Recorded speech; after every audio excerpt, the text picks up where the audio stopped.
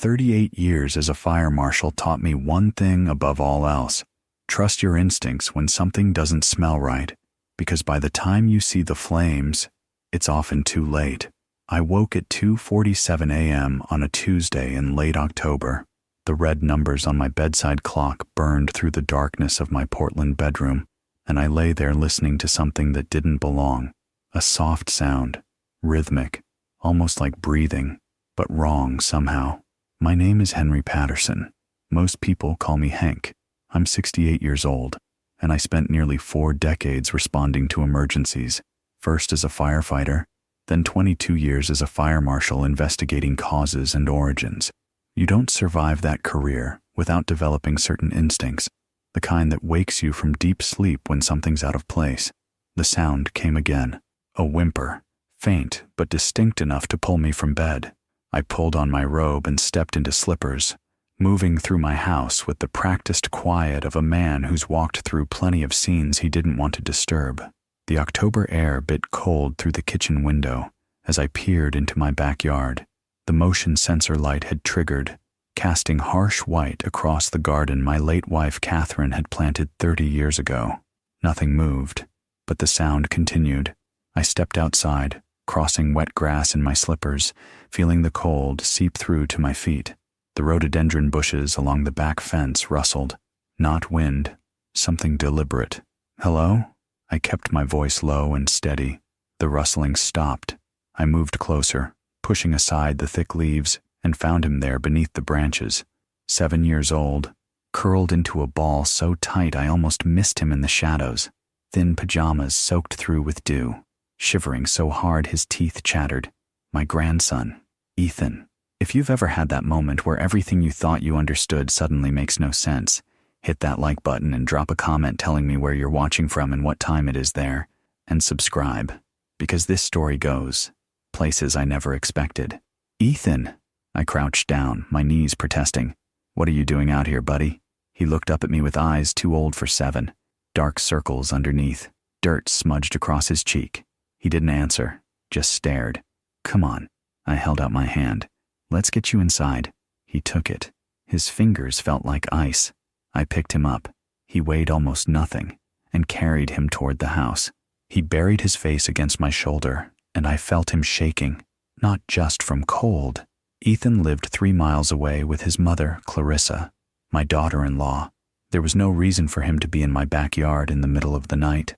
No reasonable explanation for a 7-year-old to be sleeping rough in October weather. In 38 years of emergency response, I'd learned to read situations fast, assess, evaluate, act. Every alarm bell in my head was screaming. This wasn't sleepwalking. This wasn't an adventure gone wrong. This was fear. And as I carried my grandson into the warmth of my kitchen, wrapping him in the blanket from my reading chair, I knew something was very, very wrong in his life. I just didn't know how wrong yet. When a 7-year-old boy begs you not to tell his mother he was found freezing in a garden at 3 in the morning, you know you're not dealing with simple neglect. You're looking at calculated cruelty. I sat Ethan at my kitchen table, the blanket wrapped around his shoulders, and put milk on the stove for hot chocolate. Catherine used to make it for our son David when he came home cold from playing outside. The memory hit hard. David had been gone 3 years now, killed by a drunk driver on Highway 26, left behind a wife and a son, left behind this shivering boy who wouldn't meet my eyes. "How long have you been out there?" I kept my voice gentle while the milk heated. "I don't know." His voice came out small. "A while." I poured the hot chocolate, added marshmallows from the cabinet Catherine had stocked years ago. They were probably stale, but Ethan didn't seem to notice. He wrapped both hands around the mug like it was the only warm thing in the world. "Does your mom know where you are?" He flinched. Actually flinched. "Grandpa, please." He looked up at me then, and what I saw in those eyes made my chest tighten. "Please don't tell Mommy." I pulled out a chair and sat across from him. 38 years of interviewing people in crisis taught me that you don't push, you don't demand, you create space for truth to emerge. "I won't tell her anything you don't want me to," I said quietly, "but I need to understand what's happening. Why were you in my garden?" He stared into his hot chocolate. I sleep outside sometimes, he whispered. Sometimes? When Julian visits? He said the name like it tasted bad. Mommy says I need to stay outside when he's there because I'm messy and I make bad impressions. The words landed like punches. How often does Julian visit? Most nights now. Ethan took a sip of chocolate. Mommy says he's going to be my new daddy, and I need to learn to give them privacy. I kept my expression neutral, professional. Inside, something was breaking. Where do you usually sleep when you're outside? Different places. He shrugged under the blanket. The park sometimes. Behind the dumpster at the grocery store. There's a church 2 blocks from our apartment with a doorway that's pretty warm. A church doorway. A 7-year-old boy sleeping in a church doorway while his mother entertained her boyfriend. How long has this been happening? Since summer, I think. His voice got even smaller. I try to be good. I try to be quiet and not messy, but Mommy says I still mess everything up. She says Julian doesn't like kids around and I need to understand that grown-ups need their time. He looked at me then, and I saw something that nearly destroyed me. He believed it. He actually believed this was his fault. Ethan. I reached across the table but didn't touch him. Listen to me, buddy. None of this is your fault. You understand? None of it. He didn't answer, just pulled the blanket tighter, and I knew I was looking at something far worse than I'd initially thought. This wasn't occasional neglect. This was systematic, intentional, cruel, and I needed to document every single detail before I made my next move. I've interviewed hundreds of people in crisis, and I've learned that the truth doesn't come out in one dramatic confession.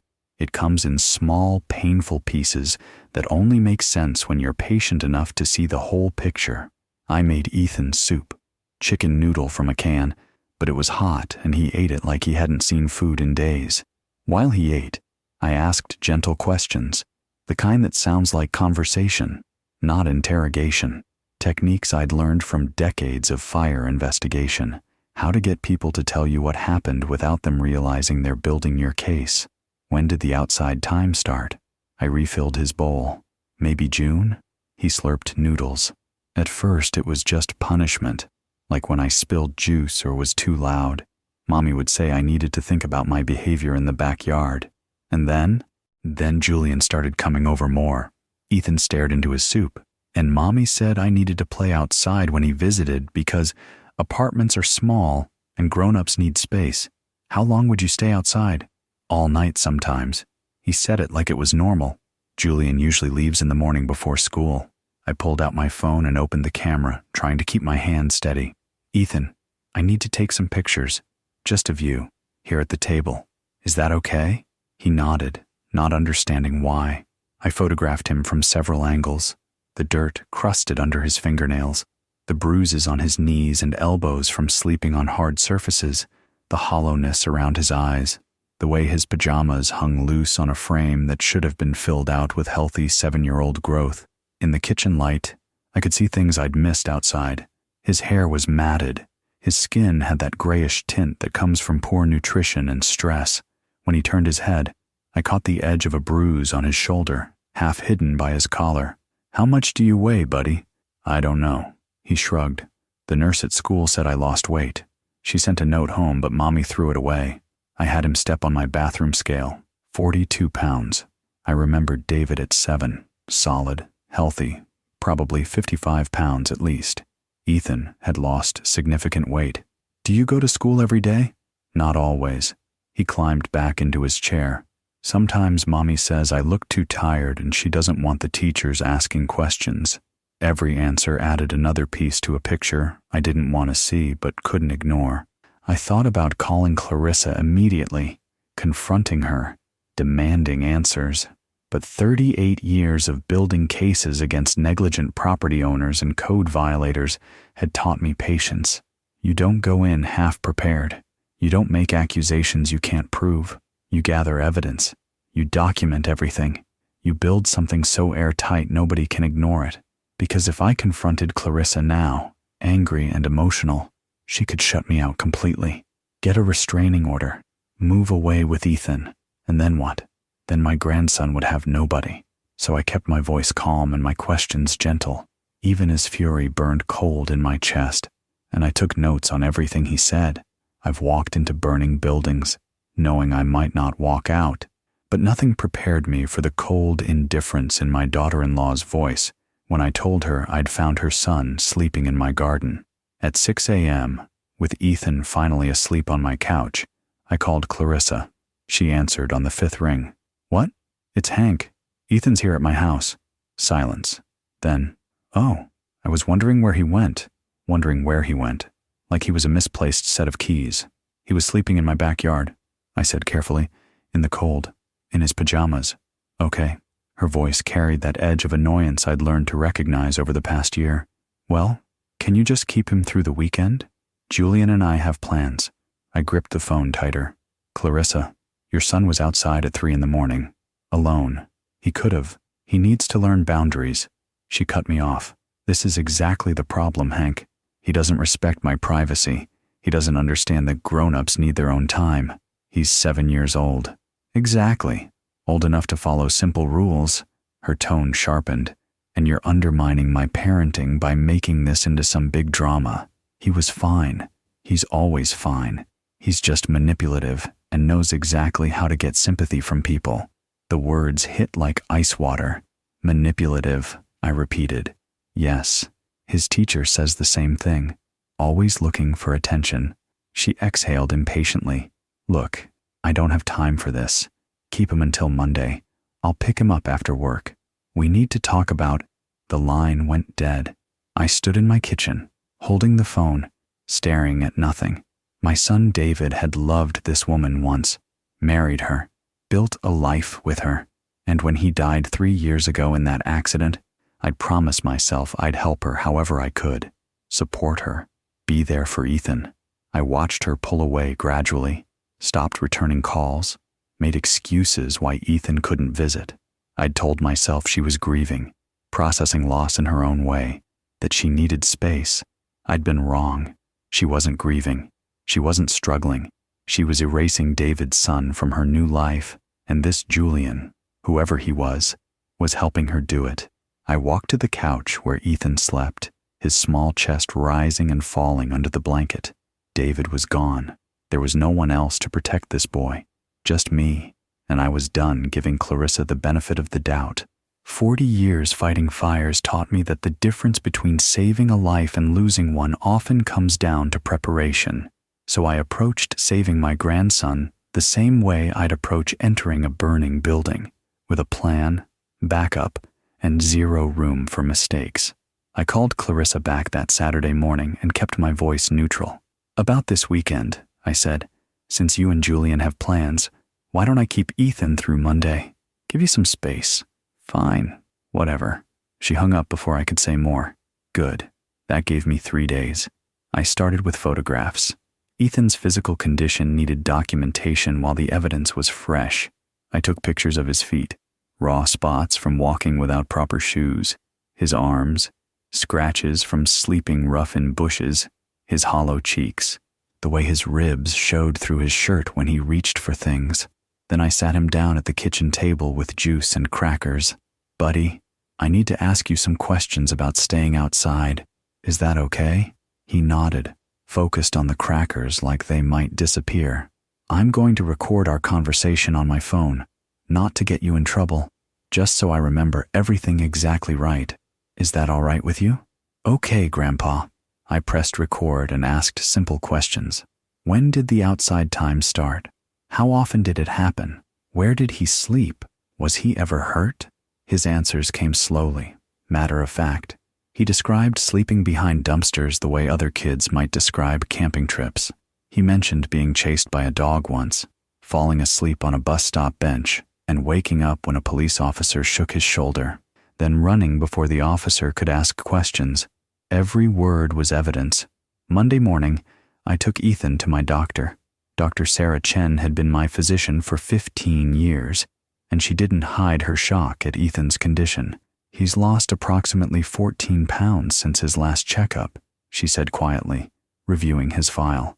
"That's nearly 20% of his body weight. His blood pressure is elevated for a child his age, consistent with chronic stress." She documented everything. malnutrition, anxiety indicators, evidence of sleeping rough. She filed a mandated report with Child Protective Services, as required by law. Next, I visited Ethan's school. I called ahead and met with Principal Anderson and the school counselor, Ms. Rodriguez. "We've been concerned," Ms. Rodriguez said, pulling Ethan's file. 12 absences since September. When he is here, he often falls asleep in class. Other children have mentioned he smells sometimes, like he hasn't bathed. Have you contacted his mother?" "Multiple times." Principal Anderson's jaw tightened. "She tells us she's handling it and we're overstepping. Last month she threatened to report Ms. Rodriguez for harassment. They provided written statements, attendance records, notes from teachers who tried to help. I spent Tuesday canvassing the neighborhood near Clarissa's apartment. An older woman 2 doors down, Mrs. Chen, had noticed. "I've seen that little boy outside at night," she said, "sitting on the stoop while that fancy car was parked in front. I almost called someone, but I didn't know if it was my business." "It's your business now," I said. "Would you be willing to write down what you've seen?" She would. By Wednesday, I had a file 3 inches thick. Medical records, school documentation, witness statements, photographs, audio recordings, a timeline showing systematic escalation of neglect over 6 months. I'd built cases against property owners and code violators for decades. I knew how to document failure so thoroughly that no one could ignore it. This was the most important case of my life, and I wasn't done yet. I've met arsonists who watched buildings burn with less cold calculation than Julian displayed when talking about removing obstacles to his perfect life, and my grandson was the obstacle he meant. Through Ethan's careful descriptions and my own quiet observation, Julian's profile came into sharp focus. Julian Hardwick, 40 years old, venture capitalist with family money dating back to Portland timber fortunes. He drove a Tesla, wore watches worth more than my annual pension, and spoke about people the way others might discuss furniture, useful or disposable. Ethan had mentioned things Julian said, things a 7-year-old didn't fully understand, but repeated verbatim because children have sharp memories for words that hurt. Julian says, "Mommy would be so much more successful without the baggage." He told Mommy that 7-year-olds should be in boarding situations, not demanding attention from career women. He laughed when I spilled juice and said maybe outdoor time would teach me coordination. I researched Julian the way I'd research an arson suspect. Social media profiles showed him at charity galas, art openings, exclusive restaurants, always with attractive women, never with children. I found 2 articles in Portland Business Journal archives mentioning his previous relationships. Both had ended shortly after his partner's children became more involved in their lives. One ex-girlfriend mentioned in a society blog that Julian had strong preferences about lifestyle compatibility. Translation: he didn't date women with kids. So why Clarissa? I watched their social media. Clarissa had remade herself over the past year. Designer clothes, upscale events, the carefully curated Instagram presence. Julian appeared in her posts frequently, always at sophisticated venues. She'd erased Ethan from her public life entirely. That was the answer. Clarissa was proving she could be the child-free partner Julian wanted. She was auditioning for a role in his life by removing her son from the picture, and Julian was coaching her through it. One evening, I parked near Clarissa's apartment. I'm not proud of it, but I needed to see what I was dealing with. Julian's Tesla sat in her spot. Through the 3rd-floor window, I could see them. Wine glasses, laughter, the intimate proximity of people planning a future. No sign of Ethan anywhere. I circled the building and found him in the small playground behind the complex, sitting alone on a swing in the dark. It was 48 degrees. He wore a light jacket. I didn't approach. I just watched, documenting the time, the temperature, the absence of supervision. 20 minutes later, Ethan climbed off the swing and walked to the dumpster enclosure. He curled up behind it, out of the wind. I sat in my truck, hands gripping the steering wheel, forcing myself not to storm upstairs and drag Julian Hardwick out by his expensive collar. This wasn't just neglect anymore. This was a coordinated campaign. Julian was the architect. Clarissa was the willing executor, and together, they were systematically erasing my grandson from existence. I took one more photograph of Ethan behind the dumpster, then drove home. I had enough evidence now. I needed a strategy. The moment I saw those boarding school brochures for $800 a month facilities in rural Montana, I knew Clarissa wasn't planning Ethan's education. She was planning his disappearance. I found them during what I called a visit to Clarissa's apartment. She'd asked me to drop off some of Ethan's clothes she'd left at my house. An annoyed text, not a request.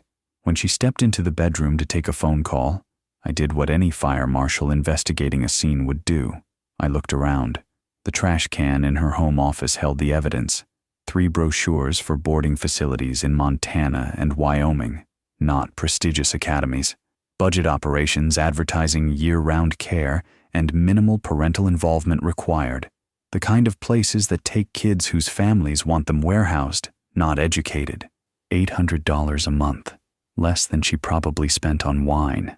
Beneath the brochures, I found printed web pages about Oregon's legal requirements for long-term boarding enrollment. She'd highlighted a section.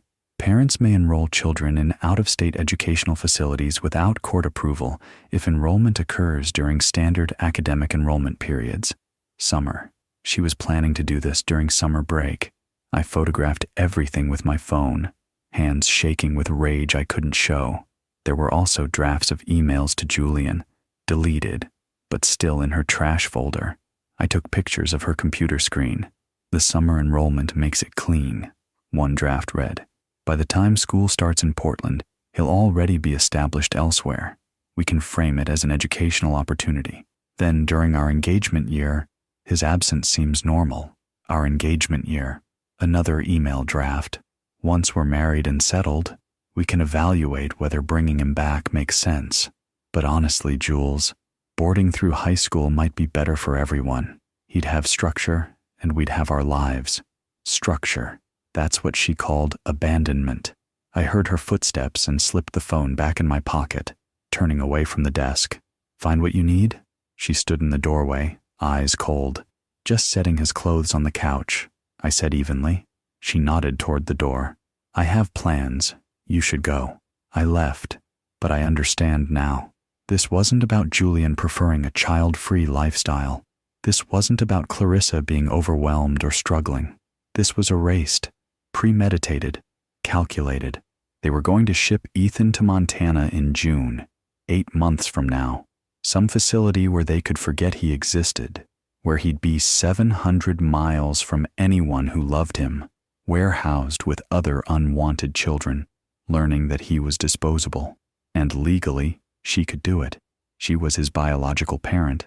I had no automatic rights. Unless I could prove abuse severe enough to warrant removal, family courts would defer to maternal authority. 8 weeks. That's how long I had to build a case strong enough to stop her. Approximately 8 months. To document abuse so thoroughly that a judge would have no choice but to remove Ethan from her custody. 8 months to save my grandson from disappearing into the Montana wilderness while his mother and Julian celebrated their child-free engagement.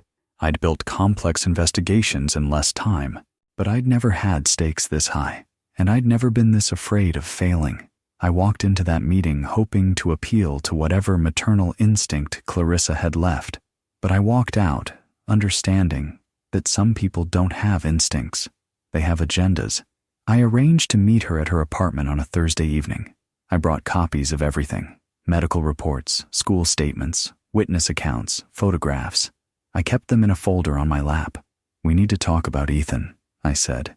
She sat across from me, arms crossed.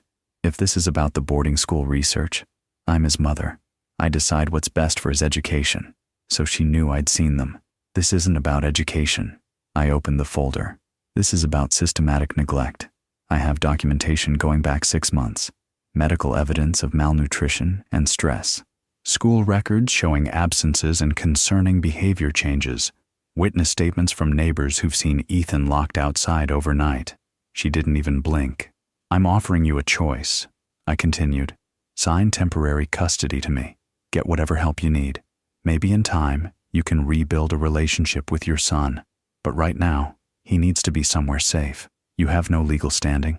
Her voice was nice. "I'm his mother. If you interfere, I'll get a restraining order, and you'll never see him again." "Clarissa, you kidnapped him for a weekend. I could report that." She leaned forward. "You're a bitter old man who can't accept that I'm moving on with my life. That's what any court will see." The door opened. Julian walked in like he owned the place, which, given the building, he might. "Everything all right?" He looked at me with something close to amusement. "Hank was just leaving," Clarissa said. Julian smiled. Thin, cold. "You should know our lawyers are very good with grandparent rights cases. Oregon law is pretty clear. Grandparents have no inherent rights to custody, especially when the surviving parent is financially stable and competent." He said, "Stable and competent," like he was reading from a legal brief. I stood, gathering my folder. "You're making a mistake," I said quietly. "No," Clarissa said. "You are." I walked out, hearing Julian's low laugh behind me. I'd tried the reasonable approach. I'd offered mercy, and they'd thrown it back with threats and contempt. Now I'd do what I should have done from the beginning. I'd fight. 4 decades in public service taught me that the person with the longest Rolodex often wins, and I was about to call in every favor I'd earned saving lives across this city. The morning after that failed meeting, I started making calls. First was Tom Braswell, a fire investigator I'd trained 20 years ago. He'd moved to law enforcement, worked child endangerment cases now. "Hank Patterson," he said warmly. "Haven't heard from you in months. What's going on?" I told him. "All of it." "Christ," he said quietly. "What do you need?" "Advice. I've got documentation, but I need to know how CPS actually prioritizes cases. What makes them move fast versus slow?" He gave me names. Workers who cared, ones who didn't, judges with reputations for protecting kids. He mentioned a reporter at the Oregonian who'd covered child welfare failures. "You're building something bigger than a custody case," Tom said. "Aren't you?" "I'm building whatever it takes." Next, I called Martha Keene. We'd worked together for 15 years when she was with Child Protective Services and I was investigating residential fires. We'd collaborated on cases where neglect met fire code violations, bad wiring in homes where kids lived in dangerous conditions. She'd retired last year, but still consulted. "I got the mandated report from Dr. Chen," Martha said when I explained. "I've been reviewing the file. It's bad, Hank. But here's the problem. Biological parents have enormous legal protection. Clarissa is employed, housed, has no criminal record. Courts are reluctant to remove children from mothers unless there's imminent physical danger. He was sleeping outside in October." "I know, and that's documented. But her attorney will argue it was discipline that went too far, that she's willing to modify her approach, that she loves her son." Martha paused. "You need more than neglect documentation. You need to make her look bad to people who matter to her." That last sentence stopped me. People who matter to her, her employer, her social circle, her reputation. Martha's voice carried the weight of someone who'd seen these battles before. Wealthy people care about image. If you threaten that, you get leverage the courts won't give you. I thanked her and sat at my kitchen table, thinking. I'd been approaching this like a legal case, gathering evidence for family court.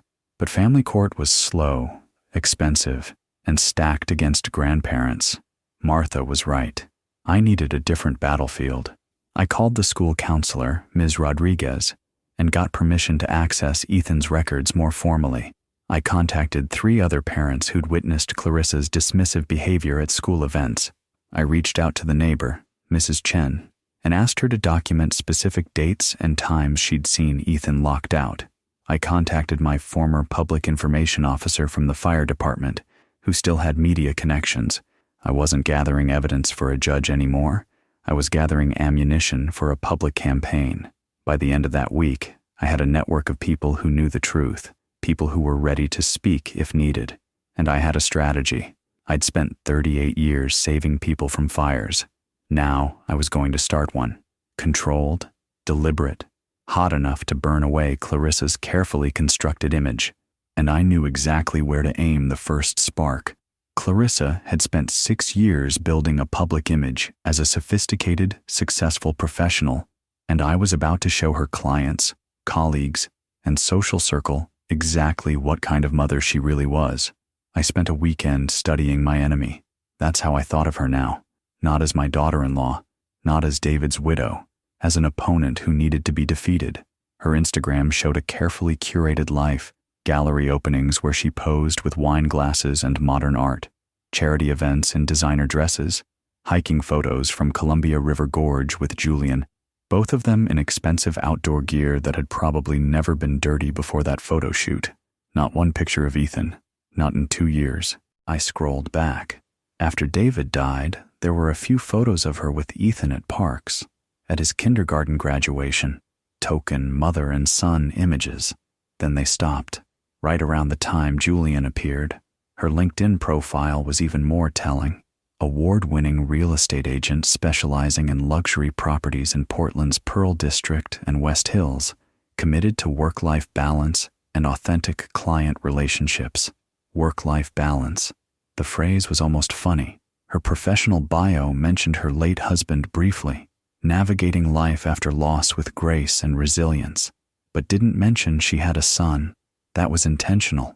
She'd erased him from her professional identity. I found her company website. She worked for Cascade Premier Properties, a high-end firm catering to wealthy clients. Her agent page featured testimonials from people with titles like Managing Director and Chief Investment Officer, old money, new money, people who valued appearance and propriety. I researched her clients through public real estate records, doctors, lawyers, tech executives, the kind of people who sent their kids to private schools and summer camps, the kind who'd be horrified to learn their real estate agent was shipping her 7-year-old to a budget boarding facility so she could focus on her boyfriend. Her social circle was similar, upscale mothers who posted about their children's achievements, family ski trips, carefully managed lives. What would they think if they knew Clarissa locked her son outside overnight?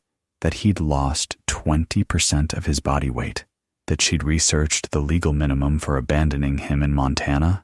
I found her charity involvement. She served on the board of a children's hospital fundraising committee. The irony was almost too perfect. Her entire life was built on image. Successful professional, resilient widow, sophisticated woman who'd earned her place among Portland's upper middle class. Julian was part of that image. Old money, venture capital success, the kind of partner who elevated social status. Ethan didn't fit the image anymore. He was evidence of a previous life, a complication, a reminder that she'd been married to a firefighter instead of a venture capitalist. So she was erasing him. But here's what Clarissa hadn't understood. Images are fragile. They're built on perception, maintained through careful control of information, and they shatter when the truth gets out. Her career depended on wealthy clients who valued family. Her social standing required approval from people who'd judge her harshly for child neglect. She'd built her new life on sand, and I was about to pull the foundation out from under her. All I needed was the right moment, the right audience, and the right proof. I had all three.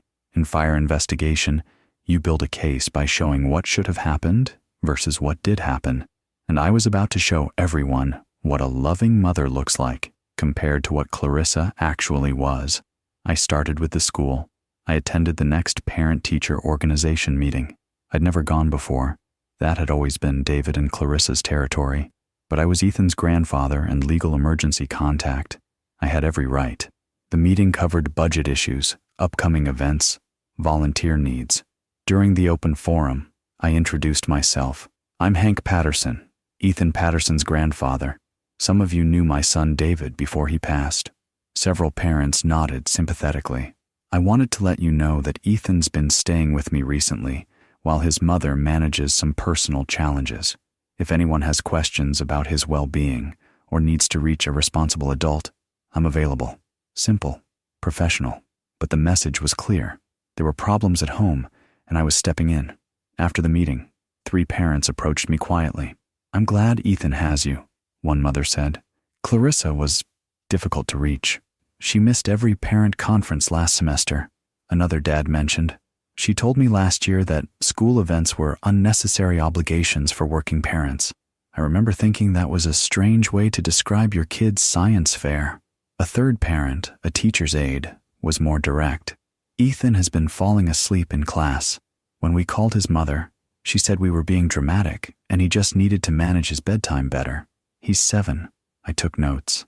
Asked if they'd be willing to provide written statements if needed. They would.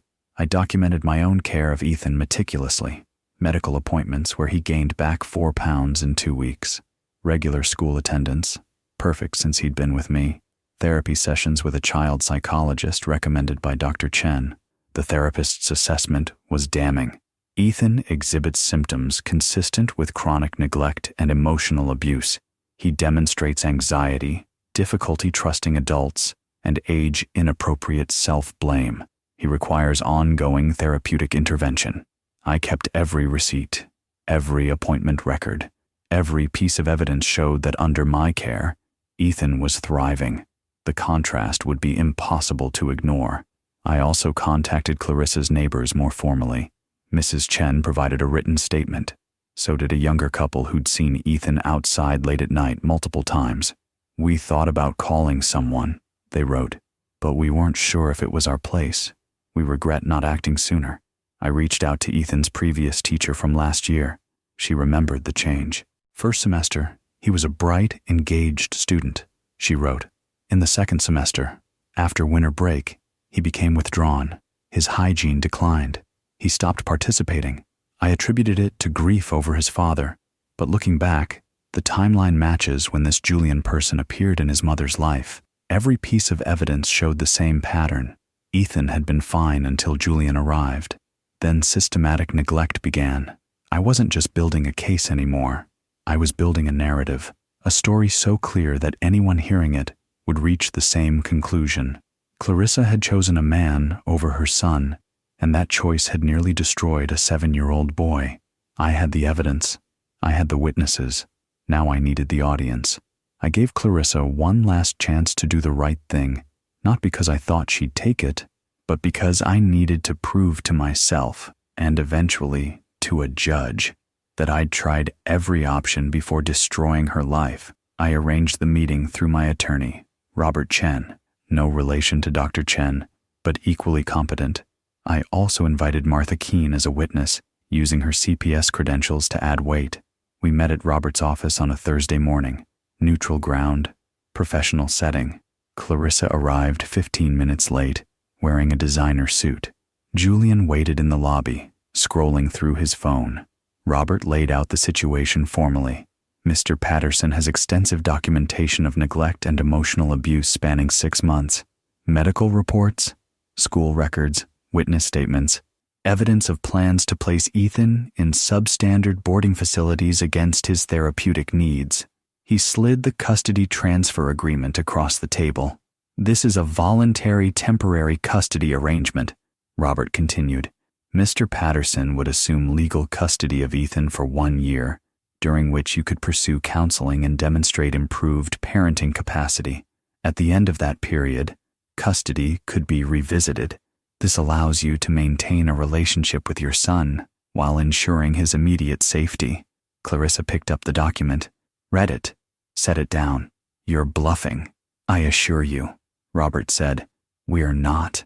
No one will believe a bitter old man over a successful professional mother. She looked at me directly. You're angry because I moved on after David died, because I found someone who actually has prospects instead of spending his life in a working-class job. The insult to my son's memory hung in the air. Martha spoke up, her voice calm. Ms. Patterson, I've reviewed the file. If this goes to family court, the evidence is substantial. If it goes to the public, your reputation will be severely damaged. My lawyer says grandparents have no rights in Oregon, Clarissa said, and I'm not signing anything that makes me look like an unfit mother. Then you're choosing the hard way, I said quietly. She stood.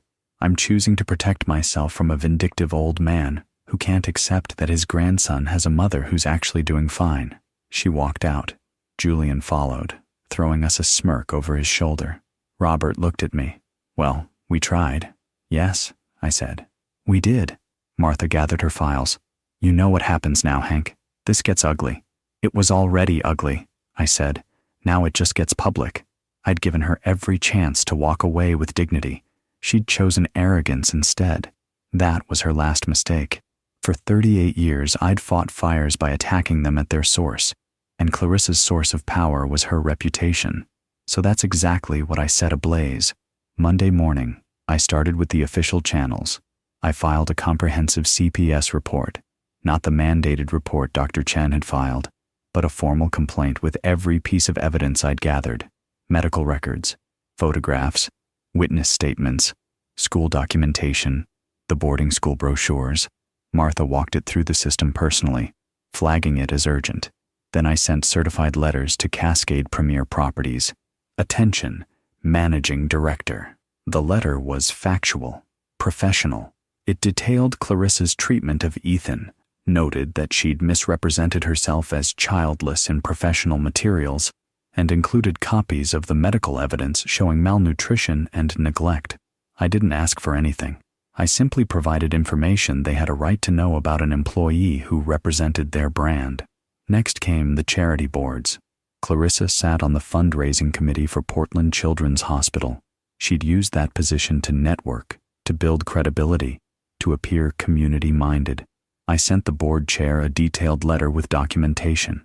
A woman who advocates publicly for children's welfare, I wrote, while systematically abusing her own child, represents a fundamental conflict of values. I did the same with the Arts Foundation where she volunteered. Then I called Tom Braswell's contact at the Oregonian, a reporter named Sarah Winters, who'd covered several of my major rescue operations over the years. I have a story for you, I said, about child neglect, family courts, and what happens when image matters more than children. She met me that afternoon, reviewed the evidence, interviewed me for 3 hours.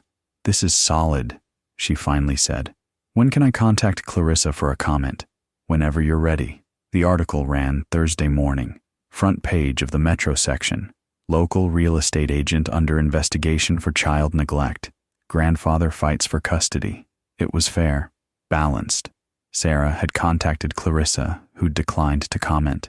She'd verified the medical records, spoken to school officials, and confirmed the CPS investigation, and it went viral. By Thursday afternoon, Clarissa's phone was ringing off the hook. I knew because 3 people from my network told me: reporters, clients, colleagues. By Friday morning, Cascade Premier Properties placed her on administrative leave pending internal review. By Friday afternoon, the Children's Hospital Fundraising Committee requested her resignation. Saturday, the Arts Foundation did the same. And Sunday evening, I got a call from Tom. Julian's family found out. He said, one of their friends saw the article. They had no idea he was dating a woman with a kid, much less one being investigated for neglect. How'd they react? About how you'd expect from old Portland money. They're horrified. Julian's mother apparently called him demanding explanations. 72 hours. That's how long it took for Clarissa's carefully constructed world to start collapsing. I took no pleasure in it. This wasn't revenge. This was what happened when truth met consequences. Clarissa had built her new life on lies. Lying to clients, lying to boards, lying to Julian's family, lying to herself about what kind of mother she was. I'd simply removed the lies, and without them, everything she'd built had no foundation to stand on. Fire investigation taught me that structures with weak foundations don't just damage, they collapse completely. I was about to learn how right that principle was. I'd seen criminals try to lie their way out of arson charges dozens of times, but I'd never seen someone self-destruct quite as spectacularly as Clarissa did the moment a reporter asked her basic questions about her own son. The restraining order petition arrived Tuesday via process server. Clarissa claimed I was dangerously obsessed with controlling her life, that I'd kidnapped Ethan, that I was harassing her employer and associates with false allegations. Her attorney was good. Julian's money, I assumed. The filing looked professional, used all the right legal language. Robert reviewed it calmly. This is desperation.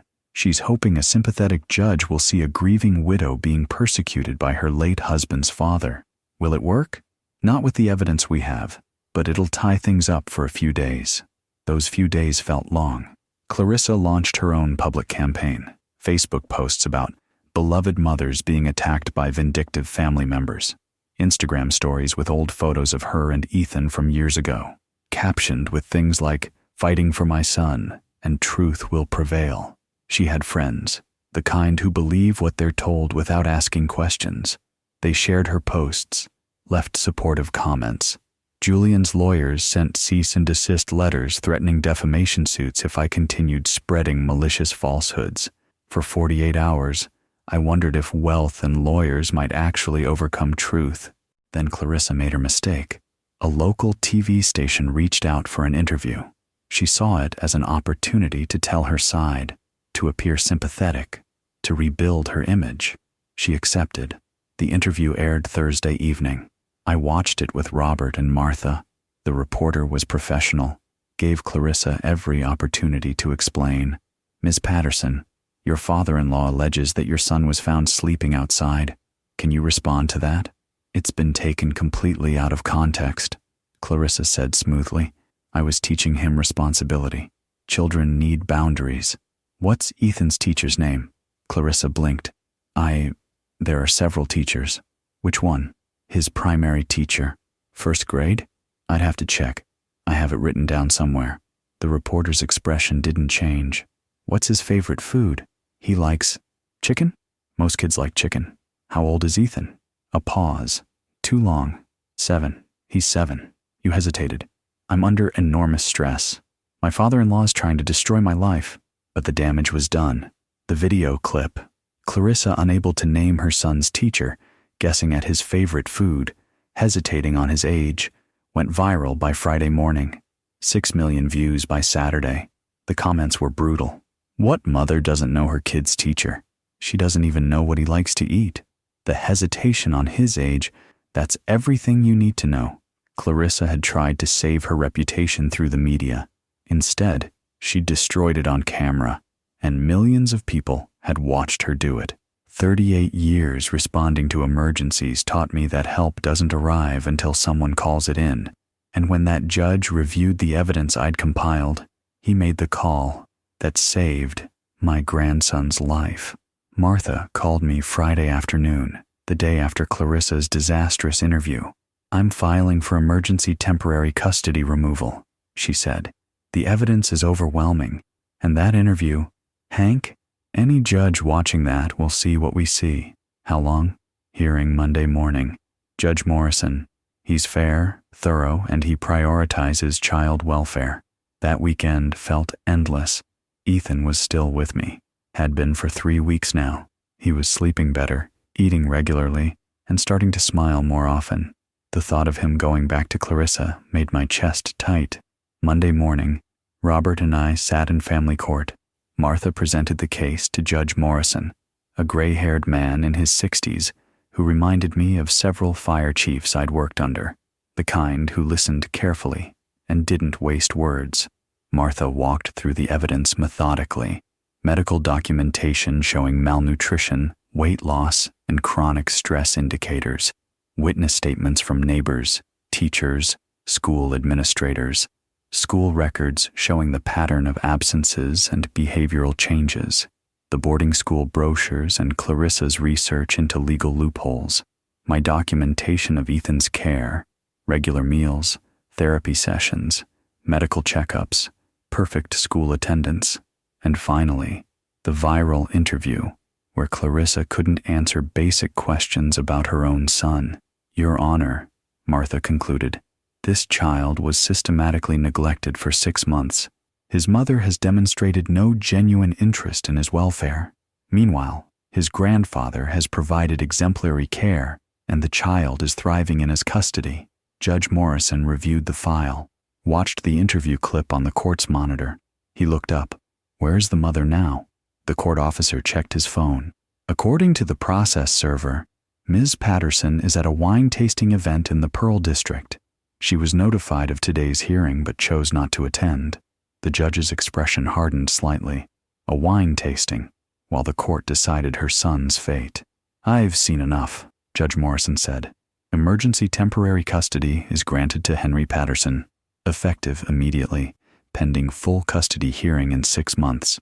Ms. Patterson will have supervised visitation rights at her request, supervised by a court-appointed monitor. He signed the order. Just like that, after weeks of investigation, documentation, confrontation, and public battle, after all the fear and uncertainty, a judge looked at the evidence and made the right call. Robert shook my hand. Martha smiled. I walked out of that courtroom with legal custody of my grandson. That evening, when I picked Ethan up from school, I told him, "You're going to live with me now, permanently." The court said so. He looked up at me with those eyes that were finally starting to lose their fear. "Really? Really?" He hugged me, right there on the sidewalk, and I knew we'd won. Watching Julian abandon Clarissa the moment she became inconvenient would have been satisfying, except it confirmed what I'd suspected all along. She'd thrown away her son for a man who saw people as disposable as she did. The news came through Tom Braswell a week after the custody hearing. "Julian ended things," Tom said. His attorney sent Clarissa a formal letter terminating their relationship. A letter? Apparently that's how people with money break up.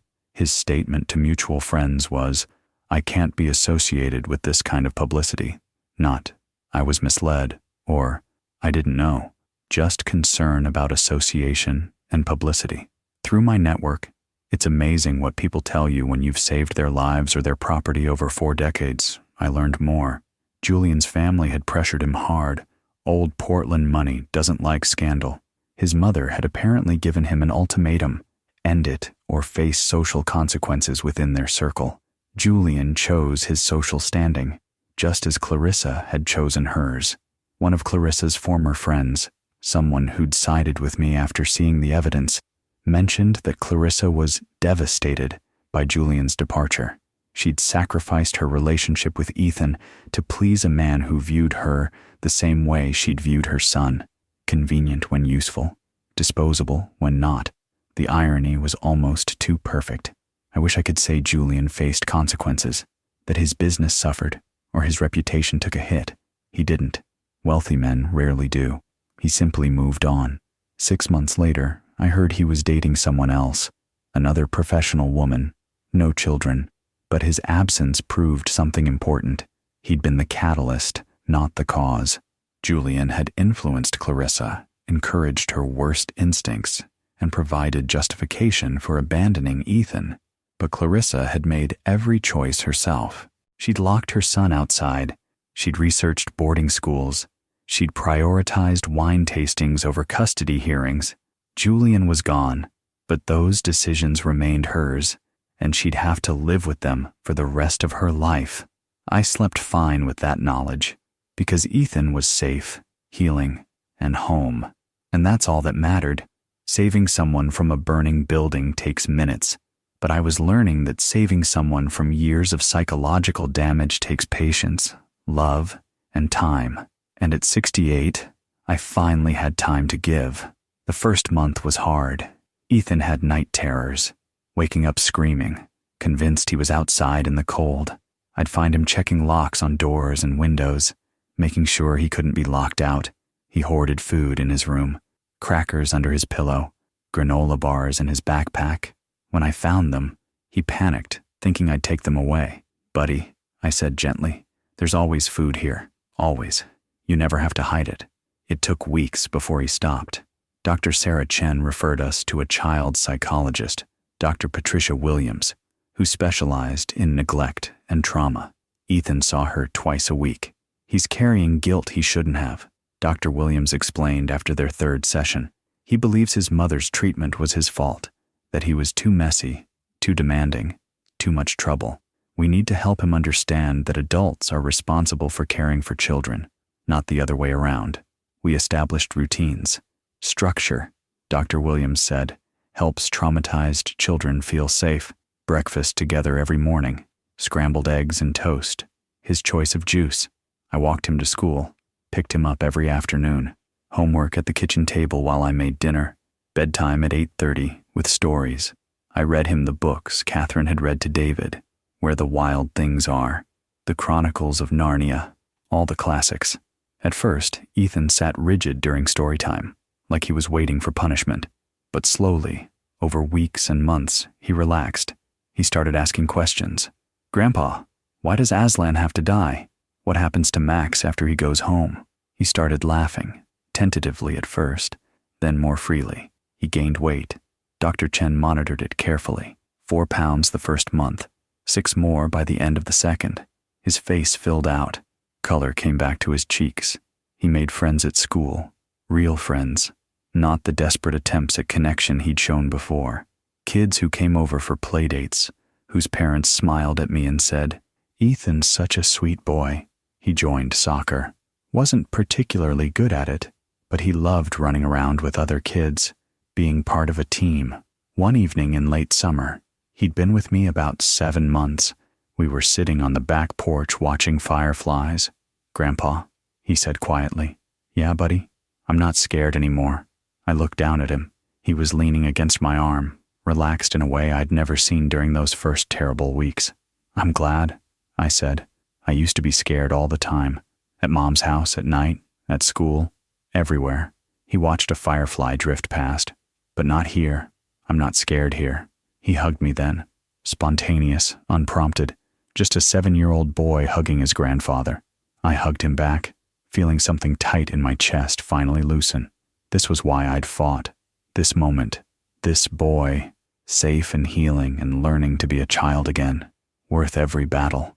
Worth everything. I'd testified in dozens of courtrooms as an expert witness, but standing before that judge as Ethan's protector, watching him grant us permanent custody, was the only verdict that ever made me cry. 6 months after the emergency custody order, we returned to Judge Morrison's courtroom for the final hearing.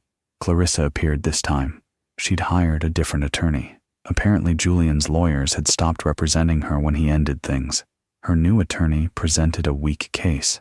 "Ms. Patterson has completed court-mandated parenting classes," he argued. "She's undergone counseling.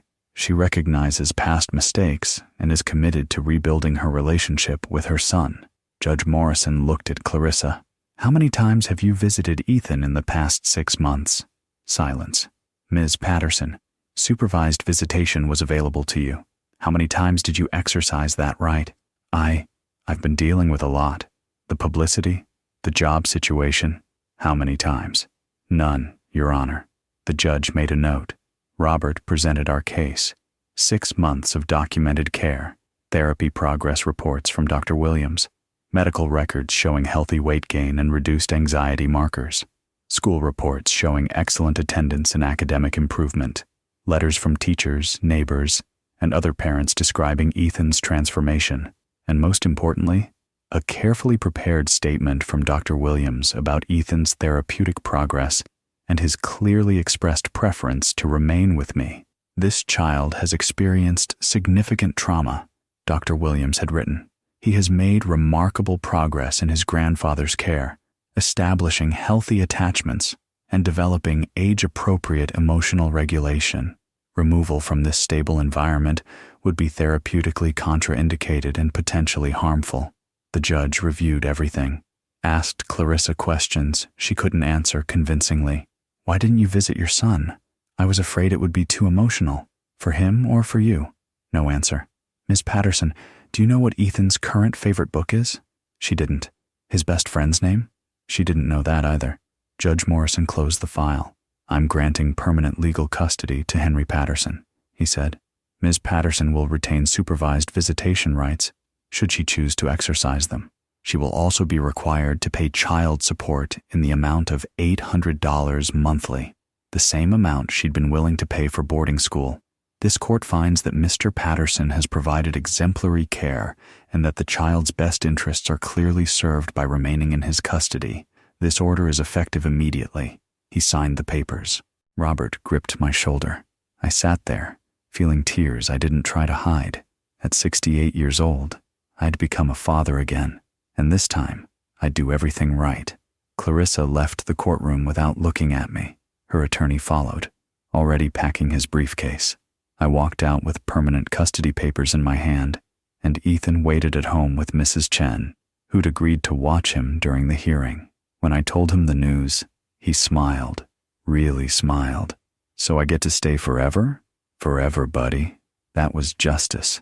Real, complete, and final. I'd spent my career fighting fires, not starting them.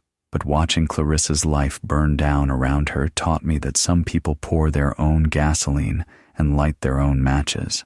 I didn't track Clarissa deliberately, but Portland's a small city in some ways. Information finds you when you know enough people. Cascade Premier Properties terminated her employment 3 months after the custody hearing. Performance issues and reputational concerns, according to someone who worked there. She moved to Seattle about a year later. Fresh start, I assumed. Geographic escape from the scandal. Through a former colleague whose daughter worked in Seattle real estate, I learned Clarissa had found work in property management, not sales, not high-end work, managing rental properties for a corporate landlord. Decent job, but nothing like what she'd had. She never remarried. Tom Braswell mentioned once that his wife, who'd known Clarissa socially, heard through mutual friends that Clarissa occasionally asked about Ethan. How's he doing? Is he happy? Does he ever mention me? But she never followed through. Never sent cards. Never requested visitation. Just performative curiosity, the same way she'd posted old photos during the custody battle. Image management without actual care. The friends she'd had, the ones who'd believed her initial version of events, gradually learned the truth. Some reached out to apologize for doubting me, others just quietly unfriended her. Julian had long since moved on, married someone else. I saw the wedding announcement in the society pages. Big ceremony. No children in the wedding party, I noticed. One contact, a woman from the Arts Foundation board, told me she'd run into Clarissa at a coffee shop in Seattle. She looked older, the woman said. Tired. When I asked how she was doing, she said fine, but her eyes were empty. She asked if I knew anything about Ethan. I told her he was thriving with you. She just nodded and left. I felt no satisfaction hearing about Clarissa's lonely, diminished life, just sadness that she'd chosen this path. She could have been part of Ethan's life, could have shared in watching him grow, learn, heal, could have rebuilt something, even if it was different from before. Instead, she'd chosen image over substance, Julian over Ethan, pride over connection, and now she lived with those choices. Some people, I'd learned over 68 years, love their image more than their children. They build their lives on shallow foundations, appearance, status, other people's approval. And when those foundations crack, they collapse completely. Clarissa had poured her own gasoline, lit her own match. I'd just made sure the fire department didn't come to save her, because some fires need to burn themselves out, and some people need to live in the ashes they've created. 38 years of firefighting taught me how to recognize danger, but saving Ethan taught me something more important, that the most critical rescue of your life might happen when you're least expecting it. I've had 2 years now to think about what happened, to process it all, and I've learned some things worth sharing. First, trust your instincts. That moment at 2:47 a.m. when I woke to a sound that didn't belong, that instinct saved Ethan's life. I'd spent decades training myself to recognize when something was wrong, and those instincts don't retire just because you do. If something feels off, it probably is. Don't talk yourself out of what you know to be true. Second, documentation matters more than emotion. I wanted to confront Clarissa immediately, to shake sense into her, to make her see what she was doing, but evidence, not anger, won the legal fight. Photographs, medical records, witness statements, timeline documentation. That's what convinced a judge. Emotion fades in courtroom testimony. Facts don't. Third, networks built through decades of good work pay dividends when crises arrive. Every person I'd helped over 38 years, every fire investigated thoroughly, every code violation documented properly, every colleague trained well. All of that came back when I needed it. The calls I made, the favors I called in, the people who trusted me because I'd earned that trust over decades. You can't build that kind of network in a year. You build it over a lifetime of doing right by people. Fourth, patience and strategy beat immediate confrontation. I learned that the hard way. My first attempt to confront Clarissa failed because I came at her with logic and appeals to decency. She had neither.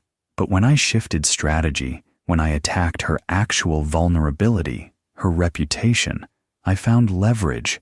Sometimes the direct approach fails where the indirect approach succeeds. Fifth, some people are irredeemable, and recognizing that isn't cynicism, it's wisdom. I wanted to believe Clarissa could change, that maternal instinct would surface, that she'd choose her son over her image. She didn't. Some people are too far gone, too invested in their own narratives, too damaged or selfish to do the right thing.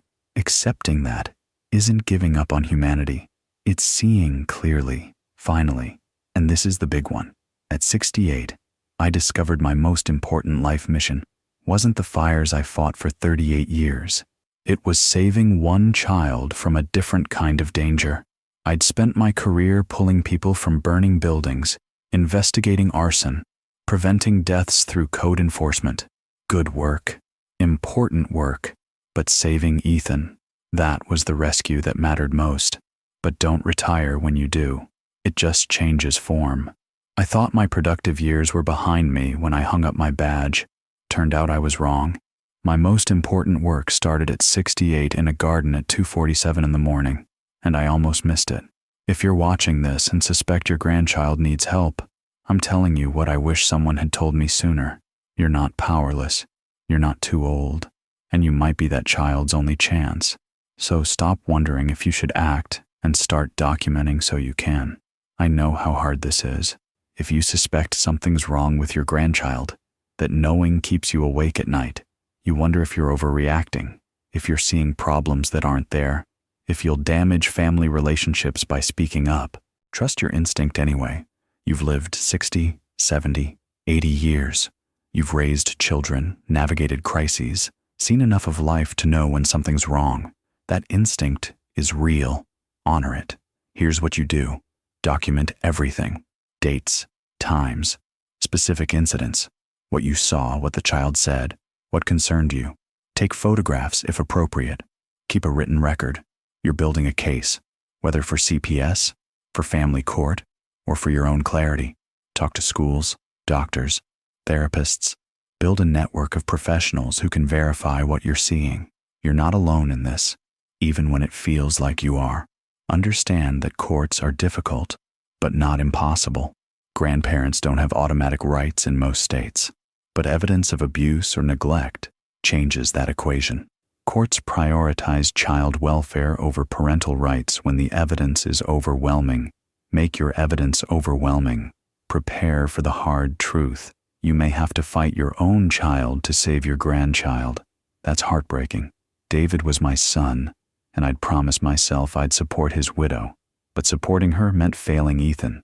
Sometimes love means hard choices. Sometimes protecting one person means opposing another. Expect legal battles. Expect social backlash from people who don't know the full story. Expect emotional exhaustion. This fight isn't easy or quick, but also know this.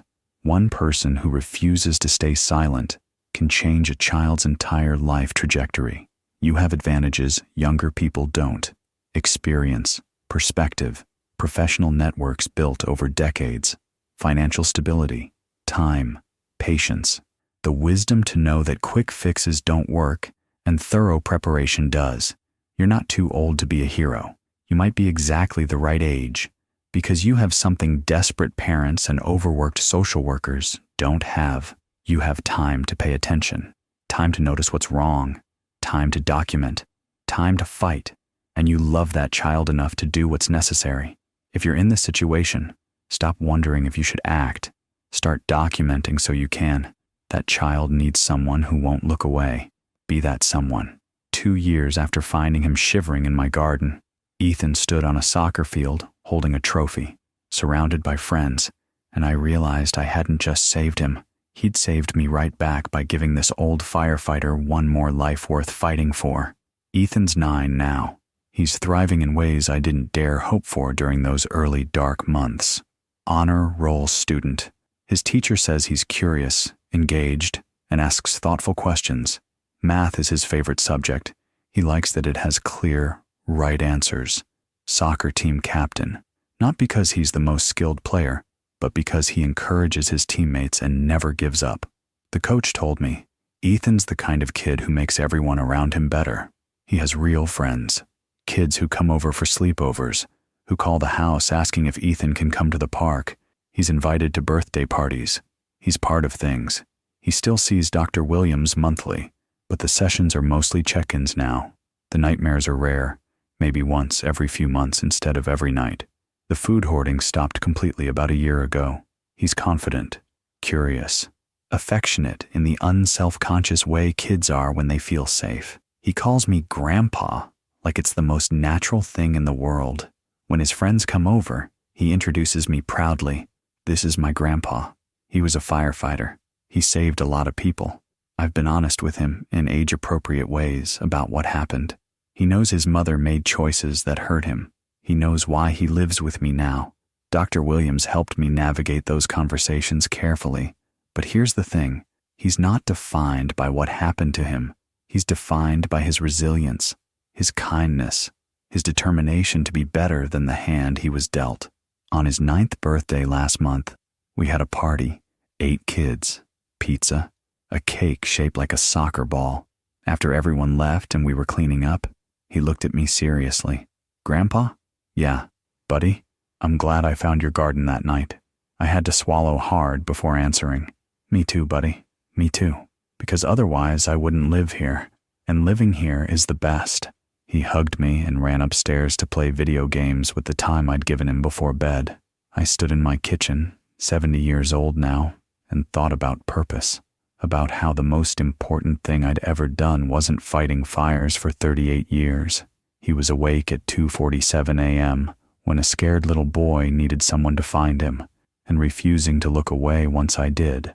I'm sharing this story not for sympathy or attention, but because there are thousands of kids like Ethan out there, children suffering in silence because the people who should protect them won't, and the people who would protect them don't know what's happening. If this story made you think of a child you know, trust that instinct.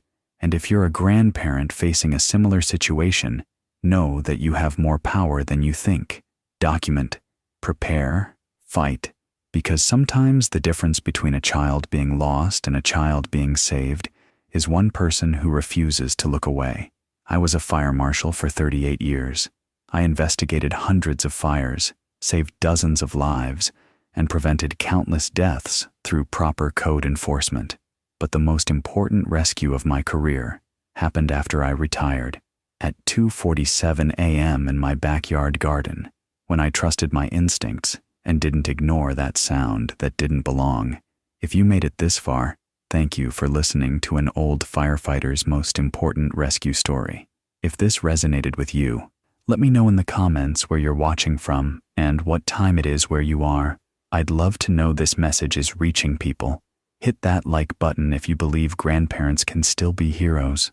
Subscribe if you want to hear more stories about real people facing real challenges with dignity and courage. And if you know someone who needs to hear this, another grandparent worried about their grandchild, someone facing a family crisis, anyone who thinks they're too old to make a difference, share this with them.